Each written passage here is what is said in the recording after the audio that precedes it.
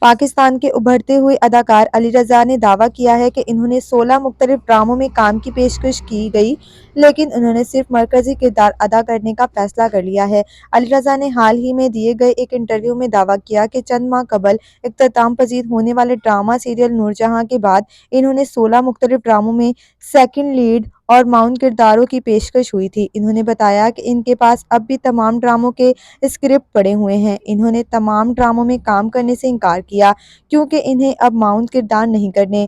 علی رضا کا کہنا تھا کہ جب تک معاون اداکار ڈرامہ ساز کو یہ نہ کہے کہ اب انہیں معاون کردار نہیں کرنے، تب تک انہیں مرکزی کرداروں کی پیشکش نہیں ہوگی۔ ان کے مطابق مسلسل معاون کرداروں کی پیشکش کو مسترد کیے جانے کے بعد ہی مرکزی کردار میں کاسٹ کیا جاتا ہے، اور ان کے ساتھ بھی ایسا ہی ہوا۔ انہوں نے بتایا کہ ان کا پہلا ڈرامہ 2020 میں آیا تھا، جس کے بعد انہوں نے اس لیے کام کرنا چھوڑ دیا تھا کیونکہ انہوں نے طے کر لیا تھا کہ وہ صرف اچھے ڈراموں اور بڑے کرداروں کے لیے کام کریں گے۔ ان کے مطابق 3 سال بعد انہوں نے میسنی ڈرامے میں کام کیا، جس میں ان کا کردار اہم تھا۔ بعد میں انہوں نے صبا قمر اور سرمد جیسے اداکاروں کے ساتھ گناہ نامی ڈرامے میں معاون کردار بھی ادا کیا۔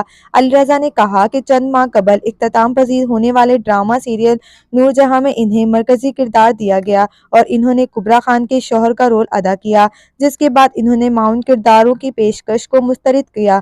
انہوں نے کسی بھی ڈرامے کا نام بتائے بغیر دعویٰ کیا کہ انہوں نے 16 ڈراموں میں کام کی پیشکش کو مسترد کیا ہے کیونکہ انہیں اب معاون کردار نہیں کرنے۔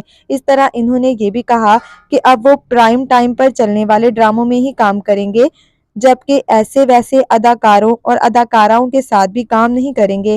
ان کا کہنا تھا کہ وہ صرف ان اداکاروں کے ساتھ کام کریں گے جن کی اداکاری انہیں اچھی لگتی ہے۔